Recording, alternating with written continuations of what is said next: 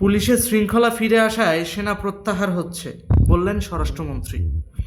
এমন শৃঙ্খলায় ফিরছে যে বেচারা কনস্টেবল রাজারবাগ পুলিশ লাইন্সের অস্ত্রাগার বাঁচাইতে গেল, তাকে উল্টা জেলে যাইতে হলো, সে এখনও কিন্তু কারামুক্ত হয় নাই। এতটাই শৃঙ্খলা ফিরছে। আর এদিকে সেনাবাহিনী ব্যারাকে ফেরতই গেল না, তার মধ্যেই ঘোষণা কমপ্লিট, পুলিশের শৃঙ্খলা ফেরায় সেনাবাহিনী প্রত্যাহার করা হচ্ছে। আগে ভাই সেনাবাহিনী ব্যারাকে যাক, তারপরেই কথা বল। কারণ সেনাবাহিনী তো অপেক্ষা করতেছে ওই যে আমেরিকা থেকে আসবে চুক্তি বাস্তবায়ন কমিটির দল, তাদের সিদ্ধান্তের অপেক্ষায়। কি মনে হয় বাংলাদেশের সেনাবাহিনী বাংলাদেশের কন্ট্রোলে? মোটেও না। এতে আমেরিকার প্রেসক্রিপশনে চলতেছে। বাংলাদেশের সেনাবাহিনী বাংলাদেশের প্রেসক্রিপশনে যদি চলতো তাহলে এতদিনে তারা ব্যারাকে থাকতো, 6 জুনের আশায় বসে থাকতো না কেউ। বোঝা গেল? That is the reality.